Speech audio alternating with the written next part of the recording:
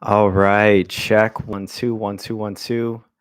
Hopefully everybody can hear me okay. If you can hear me, please give me a thumbs up or you can put it in the chat.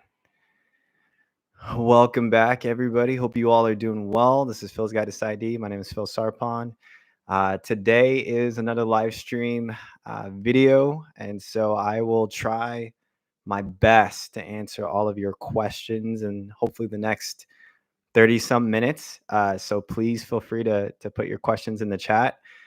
I was not able to locate the first video that I did last week in terms of trying to mesh it together in terms of my interview stuff. So if anyone has interview questions that they want to ask for today, please feel free to ask those interview questions. I'll go through a few of my notes that I had previously before. And I know we already have a little bit of a question earlier, so I'll get to that question in just a bit. But I want to really quickly kind of go over some of the things to expect for interviews and just some common questions that you might get asked. And so I get this all the time. What are some of the questions that they're probably going to ask me? And so let me list a few of the most common questions just so you all have an idea of how to prepare. So, for those who are trying to get into graduate school, uh, more of hey, what's going on? Nice to see everybody. I see some people in the chat. Hello, hello, hello. Hopefully you can hear me okay. Please let me know if my mic goes out for any odd reason. But it's good to hear from all of you. And like I said, please feel free to put your questions in the chat. So for those who are applying to grad school, here are some of the top 3 questions that you will probably hear in your interviews. You'll definitely hear why this program. All right. You'll definitely hear why this faculty member, why you want to apply to this school and go into this specific research lab. You'll probably hear, tell us about your research interest.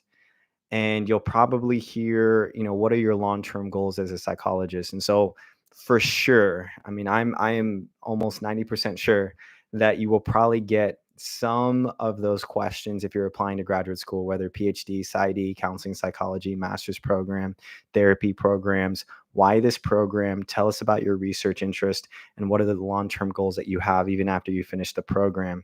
For those who are looking into just clinical rotations, practicum settings, they will probably ask you about a challenging case. That is like a given. So have a case ready to go.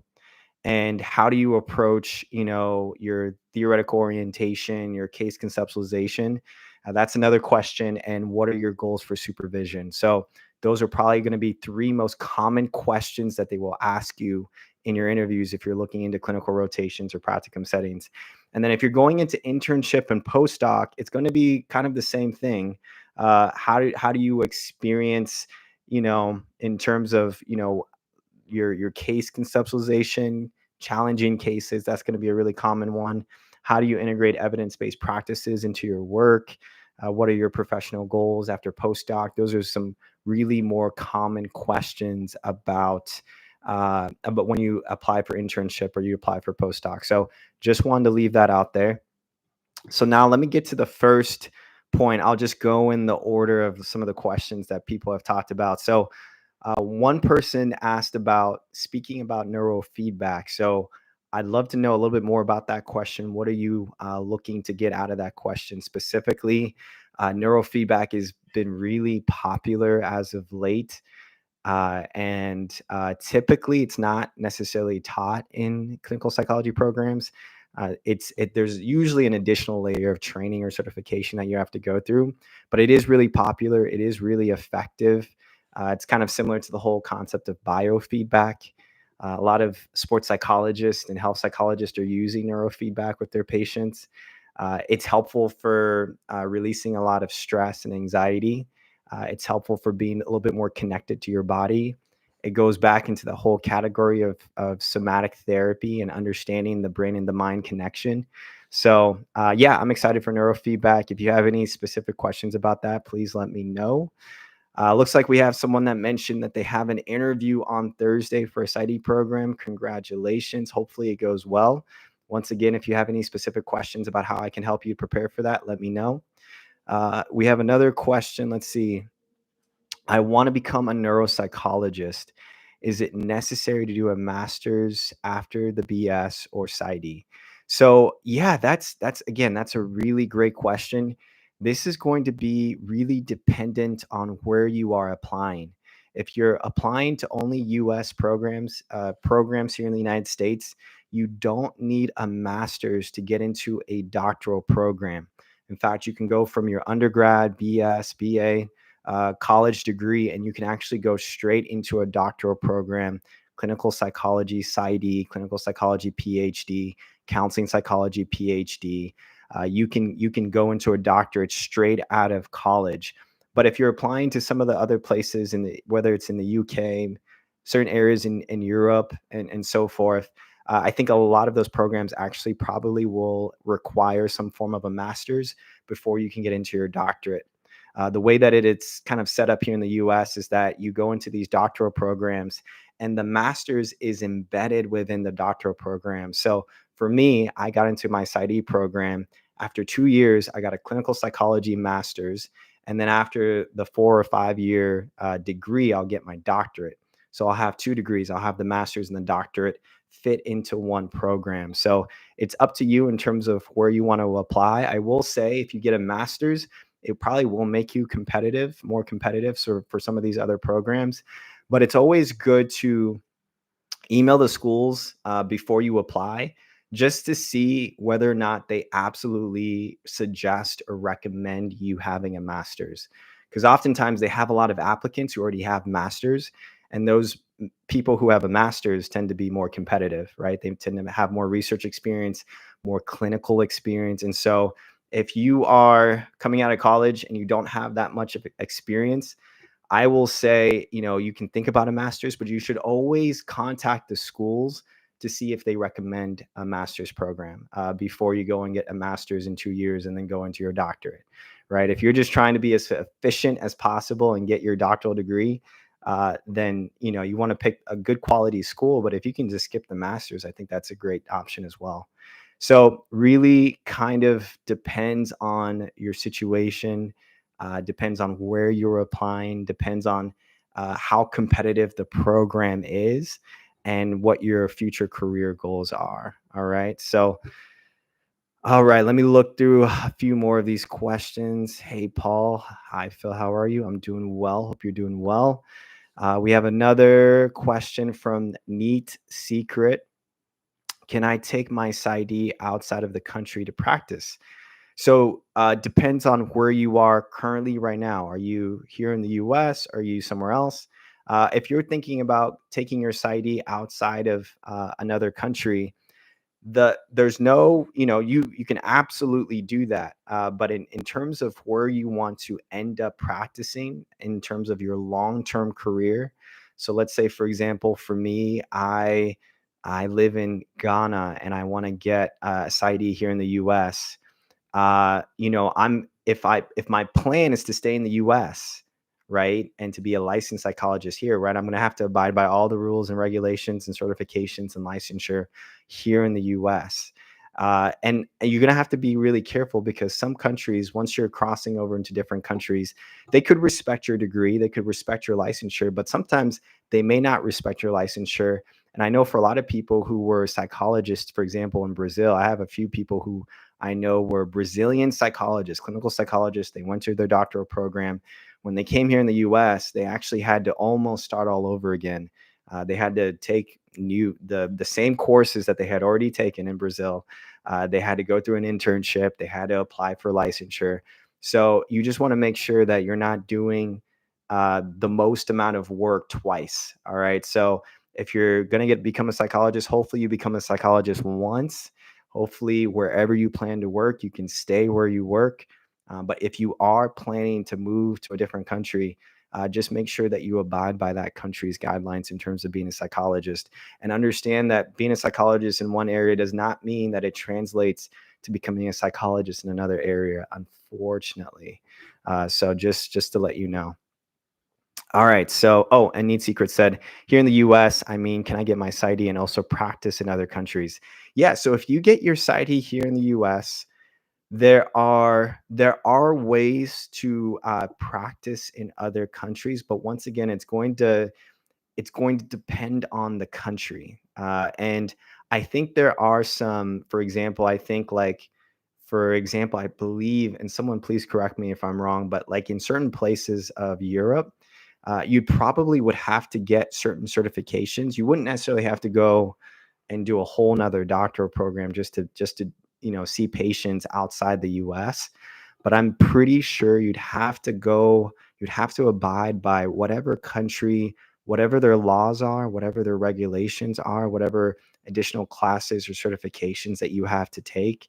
To my knowledge, there's not sort of a global certification or licensure for psychology. So uh, once you are an established psychologist, for example, here in the US, there are ways, I think there's partnerships that you can do with certain companies that have clients in other different countries that you can partner with, but it's not it's not straightforward. So I would just make sure that you abide by whatever country's regulations are in terms of what they require in terms of outside psychologists having patients, just to make sure. I'm pretty sure though that if you were to, for example, move to Europe one day, in the UK, wherever it is, you wouldn't necessarily have to start your education all over again, but you probably would have to do a few other regulatory things to make sure that you could practice in that specific country. All right, we have another question. What are the main differences between neuropsych and cognitive psychology assessments, if any? I'm applying for practicum to gain assessment experience, but I noticed there are so many names and specialties. And yes, I 100% agree, and this is where it gets really complicated. There's so many different names, there's so many different types of assessments, and there's so many different types of clinicians that kind of do the same thing, so it makes it really confusing. I would say so the main differences between neuropsych and cognitive psych assessments, it really depends on what you're treating. So for example, if a psychologist is treating ADHD, typically that falls kind of in the realm of neuropsychology. So if they're treating ADHD, dyslexia, dementia, if they're looking into someone who has traumatic brain injury, epilepsy, seizures, that's going to fall more in the reins of neuropsychology. Cognitive psychology assessments are still things that psychologists can do, but that might be more so related to career assessments. It might be related to school achievement assessments. Those might be things that maybe some school psychologists can do, maybe some teachers can do, depending on what the assessment is.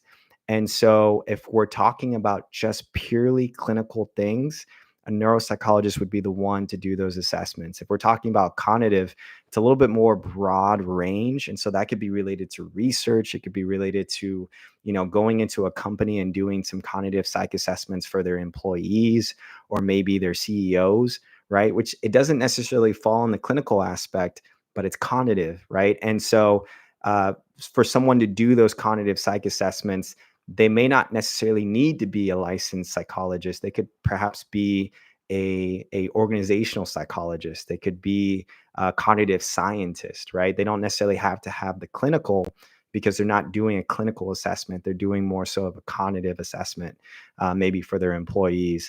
But what the differentiation is going to be based on whatever treatment or whatever presenting problem is there's going to be, and then whatever clinician or technician is then going to, based on the presenting problem, choose the right assessment for that particular case. So hopefully that's helpful in terms of when you're applying for your practicum.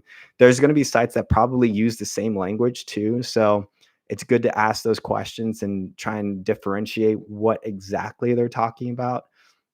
You can use the same word for assessment, evaluation, and testing. And there's places that use all three uh, to mean the same thing, and it gets really confusing. So I would just ask very clarifying questions when you apply to your practicum settings to make sure that that you know what you're doing, you know what you're getting yourself into. So hopefully that helps. All right, we have Michael B. I plan to get an MHC or LMHC first and go to a PsyD since my BA is very patchy. Is this a good plan? I know it's not absolutely necessary, but I'm not in a rush. Okay, so great question. Again, this is all going to be very context dependent on the person. For you, Michael B, like you mentioned, you don't necessarily, you're not in a rush.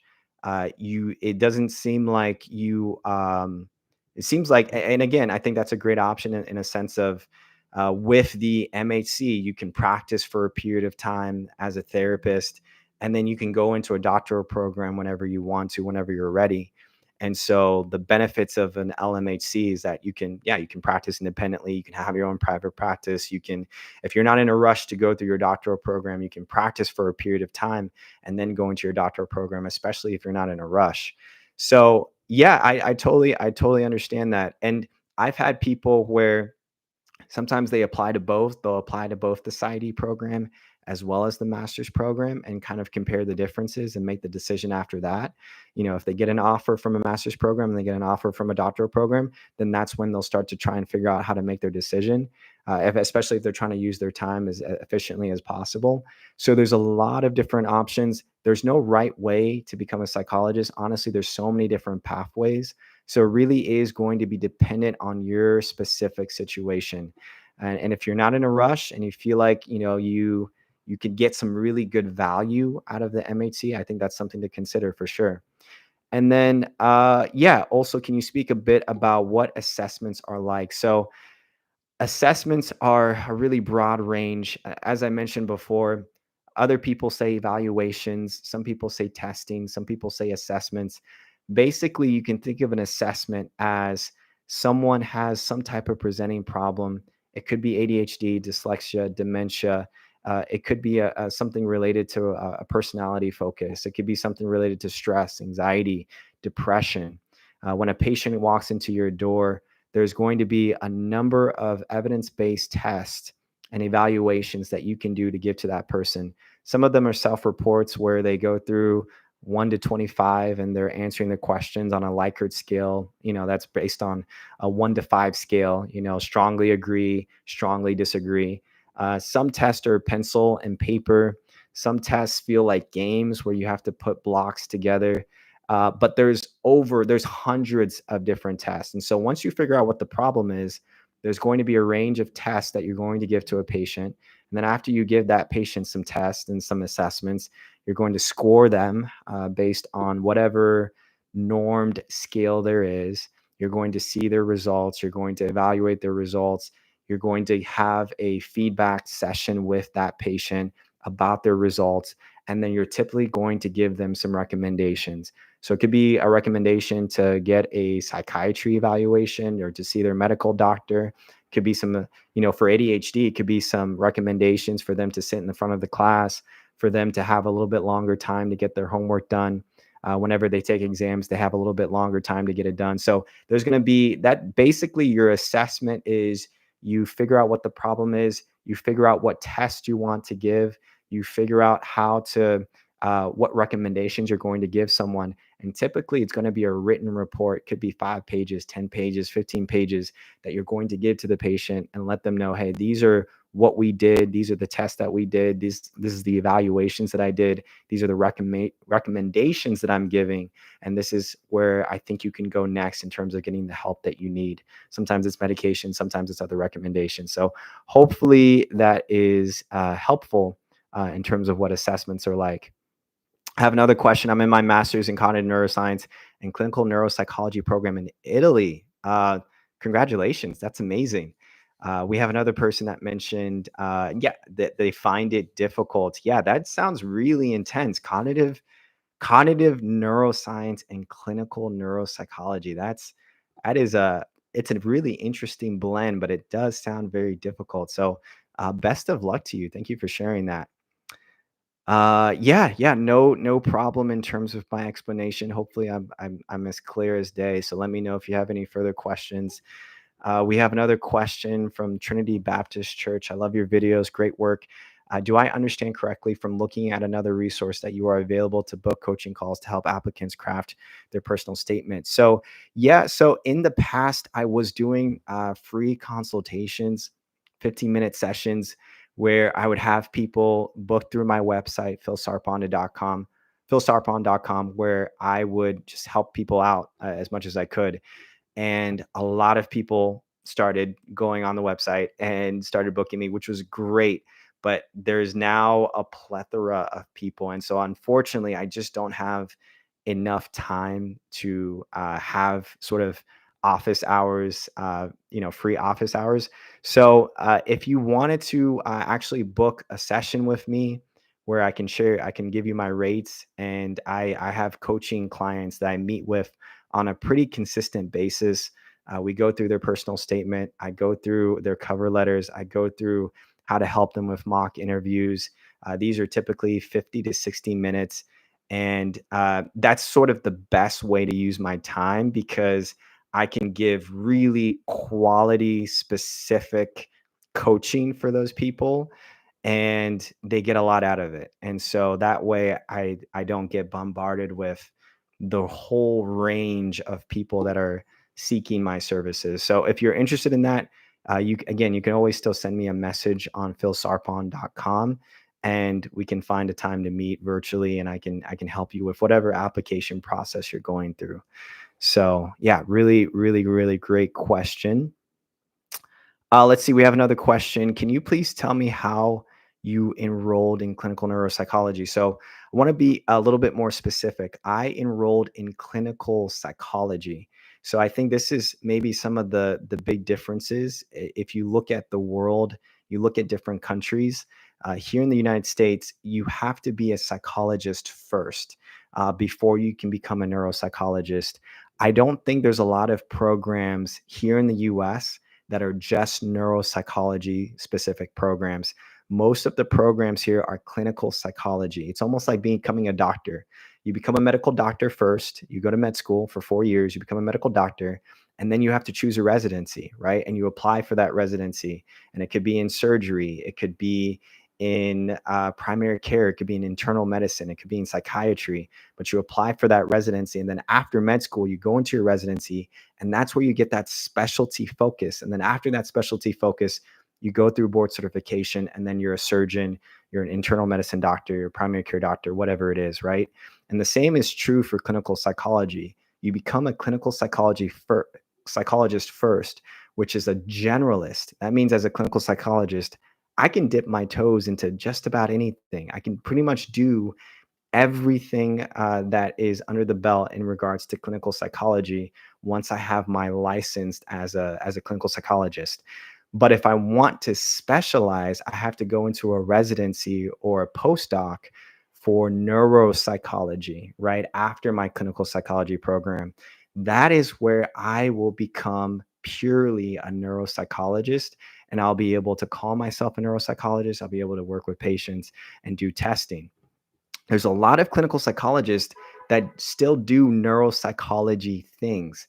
So you don't have to be a neuropsychologist to do neuropsychology things. You can be a clinical psychologist and still dip your toes a little bit in neuropsychology. So I know in other countries, though, sometimes you have to get a master's in neuropsychology and then you go into a PhD program in neuropsychology. And so it's a little bit different depending on where you're applying. So hopefully that kind of answers your questions.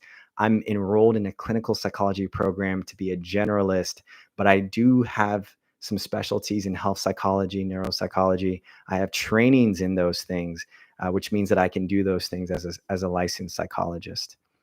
All right, so we have another very important question. We have someone that said, I just finished my lab assessment like CDR, MOCA. Yeah, MOCA is a really popular one for dementia. We have another question. Is it very much difficult? Cognitive neuropsychology. So yeah, cognitive neuropsychology, I've never really necessarily heard that term specifically before.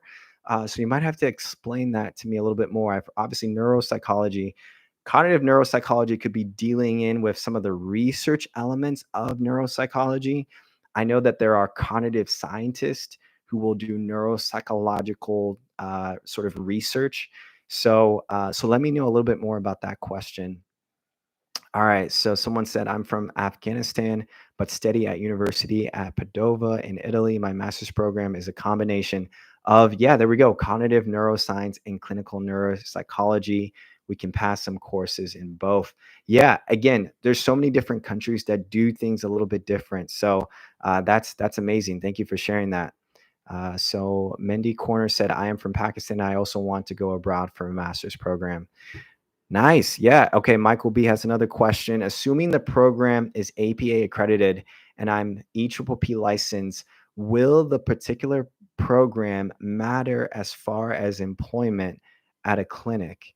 So yeah, if you go to an APA accredited program and then you're EPPP license, it's not going to matter as much in terms of employment. Here's what I'll say about this. So, because this gets a little confusing, the whole concept of APA accreditation is really to just try and protect the public as much from just making sure that there's a standardized way that psychologists have gone through their training and they're doing good training, right? Or they're doing good treatment plans. One of the things that I will say about going to an APA accredited program is that it makes your life so much easier, and in terms of getting really good clinical rotation and practicum experiences, getting into an internship, getting into a postdoc, and getting a job. There are job sites and clinics that only accept people from APA accredited programs. And so your life becomes a lot harder if you don't go to an APA accredited program. You could still become a psychologist. You could still take your licensure and become a psychologist. But if you wanted to, for example, work in an academic medical center, if you wanted to work in the VA, those places typically only take people from APA accredited programs. So if your dream job is to work in a hospital, that's probably not going to happen unless you go to an APA accredited program. So that's why I always want to make sure that there's that distinction, that at the end of the day, you can do whatever you want in terms of what makes sense for you. But if you're trying to go and work into a specific clinic, I would make sure that you reach out to that clinic and see who are the people that they're hiring. If you look on jobs.com or indeed.com or whatever it is, all of the different places that post jobs, the sites will tell you who they're looking for. They will tell you if they want someone from an APA accredited program. And that is your clue, that is your sign to know that if you want to work in that site or in that specific location or in that specific niche, then you're probably going to have to go through an APA accredited program. If you're thinking private practice, if you're thinking that you want to work at a counseling clinic that doesn't require that, then it's totally your option to do as you please in terms of where you want to get your education. But those are the only 2 cents that I would say, is that if you're looking for your dream job and your dream job requires that certification, then you should really definitely consider that as well. All right, so let's see. We have another question. Okay, yeah, Trinity Baptist Church mentioned. Sounds good. Are you comfortable telling where you are attending your PsyD as far as which school? Please and thank you. Yeah, all of my information is on my website. And then you can also look at my LinkedIn, and it has all of my experiences in terms of where I did my rotations, my practicum settings, where I'm doing my current residency. All of that stuff is on LinkedIn. So find me on LinkedIn, Philip Sarpong. You can also check me out on my website, and it basically has my CV essentially in terms of some of the places that I've done my work in. So hopefully that's helpful. All right, thank you, Paul. Yeah, thank you for sharing that. I hope people had a good weekend. I hope so too. So Annie said, "Can you give advice to nail the interview, please?" Wonderful. Okay, so here's a few like quick tips. I think one of the things that's really important is to prepare. If you can record yourself answering questions, if you can have someone do a mock interview with you, wonderful. Record yourself answering questions, because probably you say more fillers than not. I know that I do. Uhs, weird, awkward gaps. record yourself. And that way, when you hear yourself, you can kind of figure out how to answer the questions better. Come up with a Google document of all the questions that you might get and just keep practicing that with somebody. One of the things that I think is really helpful is that the more practice you do, the better communication skills you're going to have. And one of the things I'll say is that try not to sound too scripted. Try not to sound like you're reading off your Google document in terms of your answers. You want to make sure that there's enough flexibility to where it feels like you're answering the question, but you're answering it in a natural way. And I would just do your best to try and prepare for some of those tougher questions by having some clinical cases ready to go, or just in general, whether it's clinical cases, whether it's a difficult time that you had with a supervisor. That's another common question. Have those ready to go so that you can answer that in the best way. So hopefully that helps. I know that's just a little snippet of helping you with interview, but I did do a video live stream last week that went through a lot of more of the nitty gritty of how to go about interviews. So hopefully that's helpful for you. All right, so let's see. So Mohammed said, guys, I'm studying for the exams. Wish me luck. It's killing me. Best of luck. You got this. Hopefully you do well. All right. Thank you for sharing that. All right. We have another question. Hello, I have an interview for a PsyD program this month. I've been tracking your videos and I appreciate the information that you've put out. Wonderful. I'm glad that the videos have been helping. I'm so glad to hear that. Hopefully you do well in your interview. I'm sure you will. Best of luck to you. We have Katka say, I'm studying a residence in neuropsychology and it's killing me. I just hate writing patient reports. I can totally relate to that. I know there was a site that I was in that they would do their recordings. They would never write their reports. They would just record.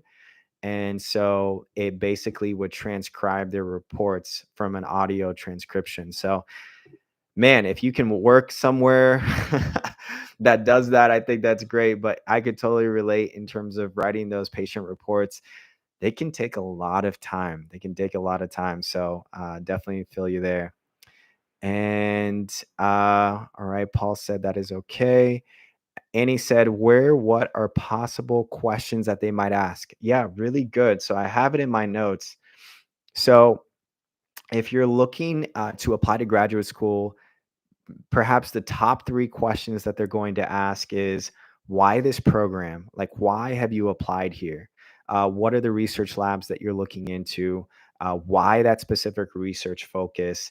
Tell us about your research interest and what are your long-term goals as a psychologist?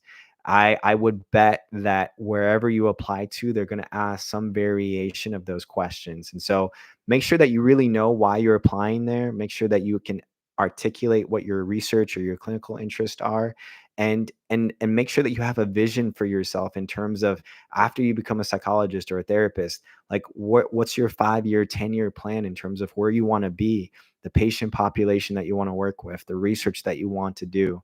So hopefully that's helpful. I know that for people who are applying to postdoc or internship or practicum settings, have a challenging case ready to go.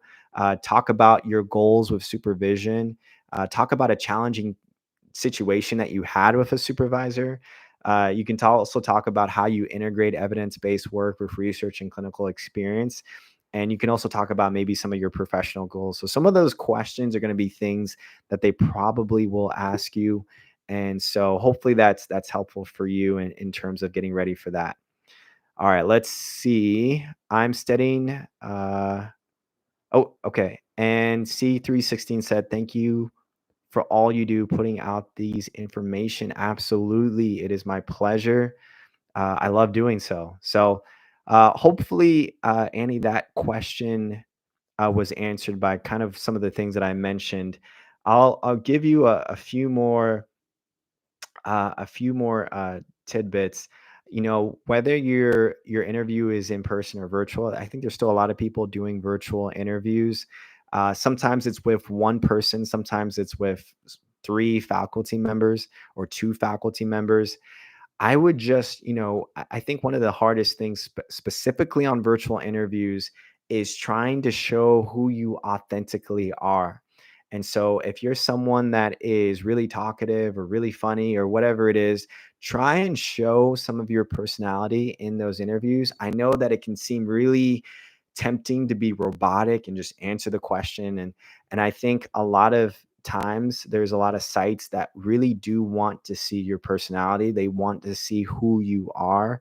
And so feel confident going into that interview. Obviously, dress super professional, but show that side of whoever you are, because I think you're there. I think they're going to want to see that as well. How long is usually the one-on-one interviews? And so from what I've seen, the one-on-one interviews can be anywhere from 30 minutes to 1 hour long. So typically, what's going to happen, these are day-long interviews. They might do 2 hours of an introduction section where they talk about the school. They might do 3 interviews, sometimes back to back to back with one faculty member. Could be 30 minutes long, could be 45 minutes long. And then maybe towards the end of the day, they might have a time where they will introduce you to some of the current students and you can ask them specific questions. So I know one of the questions that I get all the time is, should I send a thank you email after the interview? And I think that's a great way to show your expression in terms of your interest. I would only do so if you had a really good, unique conversation with someone. You don't want to send like kind of like a blanket email to people.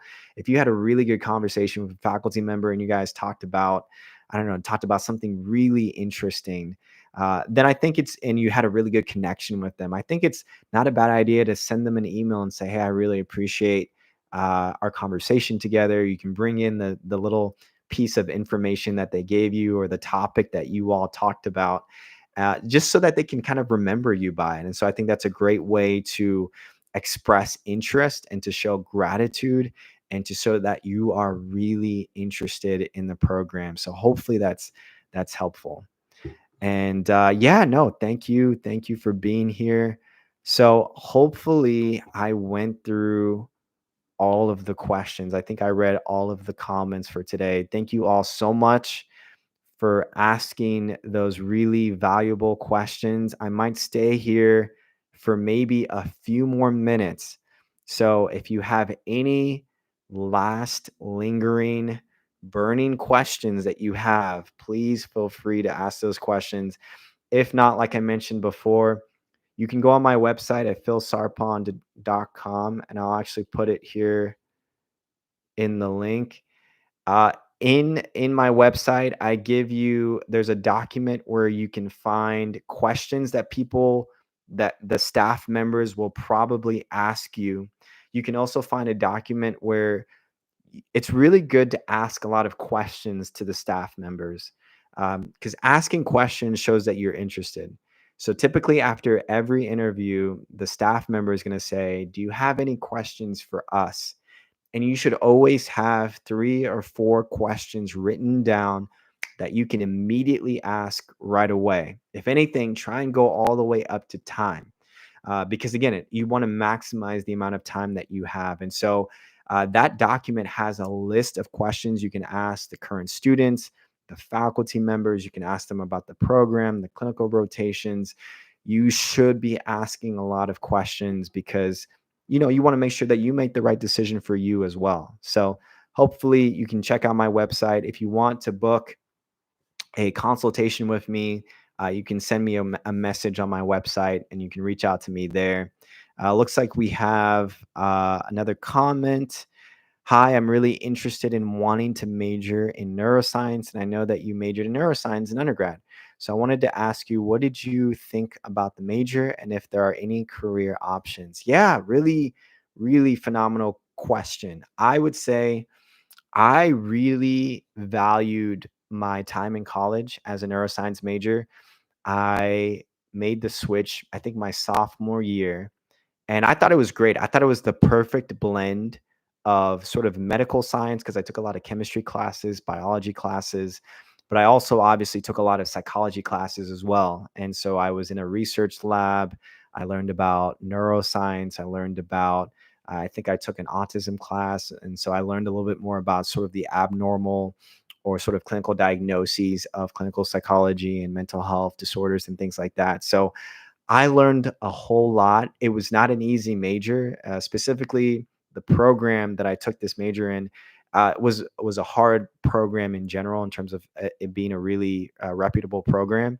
So the classes that I took were difficult, were tough, but I learned so much. I felt like it was really valuable, and I think it actually really helped me a lot when I was pursuing clinical psychology because a lot of the classes that I've taken in my psychology program have related to a lot of the courses that I took as a college student. And so the information does translate really well.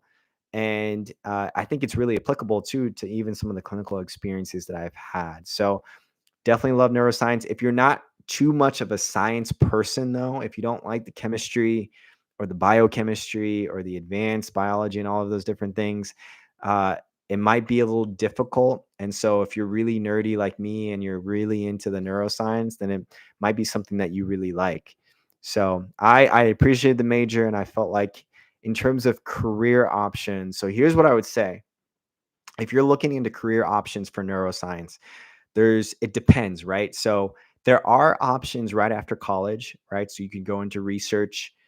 You could probably become some sort of a clinical assistant to some extent. But people who do major in neuroscience are typically thinking about grad school. So they're thinking about med school, dental school, optometry school, clinical psychology school, becoming a master's level therapist. So there's not, I would say personally, there's not a whole lot of career options for just a neuroscience degree right after college. But here's what I will say: a number of people have had a neuroscience major and gone into human resources. So they've used neuroscience for business. And so if you're interested in sort of the human psychology business element, there's a lot of jobs that are opening up in terms of going into human resources department, working with people, working with maybe some dysfunction in companies and organizations, learning how to kind of bridge the gap between human psychology and technology or AI. So I would say there's a lot of opportunities there if you're looking for just a major in neuroscience. But I've known a lot of people who would get a major in neuroscience, get a master's in neuroscience, and then go into some of those upper level positions related to working in an IT company or human resources department. So lots of options. It's just going to depend on what your interests are. So hopefully I answered your question, but or that's sort of to the best of my knowledge in a sense of that. I knew for me majoring in neuroscience, I was always going to look into graduate school and for that specifically. So, all right, you all. So I'll stay for maybe one more minute, but if there's any last lingering questions, feel free, contact me on my website, send me a message. Happy to respond. Keep asking questions on YouTube. I read all the comments, and I try and do my best to actually respond to all the comments. If you want to, you can also send me a message on Instagram at Phil's Guide to PsyD. And so check me out on Instagram. There's a lot of different things that we're going to be doing this year in terms of more interviews, more information, more education, more live streams. So if there's anything specifically that you're interested in, please let us know. We're always trying to make the channel better. And so I'm really excited for this year in terms of what we're going to do or what we already have planned so far. If there's anything that you can do to support us, you can always support me by becoming a member. You do get access to a lot of the videos that we do and a lot of the interviews that we have not released yet. That's probably the best way to support this channel. And all of the support there goes into just reinvesting back into the channel, to making it better, to getting more guests, to getting bigger guests. And so I really appreciate all of you all who have stuck out with me for quite some time. Some people who've been on this channel for years following me. And so I really appreciate all the support, all the thank yous. Again, I read all the comments. So I appreciate everything that you guys have done to support me. And I really appreciate all of you. And I see one more comment just came in. What degrees did you need? So tell me a little bit more about that question. So I was majored in neuroscience. I did my master's in health sciences, and then I'm getting my PsyD degree currently right now. And so a lot of ways though to get into clinical psychology based on what your goals are. So I know a lot of people who had masters in psychology, masters in business, who had majors in all sorts of different things. Specifically in the US, there's a lot more flexibility in what you want to major in. And like I mentioned earlier, if you want to go directly into a doctoral program here in the US, you can go directly into that from an undergrad. So in terms of if you're looking for a specific program to apply to, they might ask for specific degrees. All right. So is this recorded? So yeah, this is going to be posted on my YouTube channel. You'll be able to revisit it anytime that you want. You can go on YouTube, check out, Phil's Guide to PsyD, and in the live section, you can click on live, and it'll have all of the lives that I've done since being on YouTube. So you can check out that. It is recorded. It's gonna be posted right after this. So once again, you all, I am going to head out. It was great to talk with all of you. Wonderful questions. Good luck to everybody that has interviews. You're going to do great. You're going to do awesome. And I will see you all next time. All right. Take care.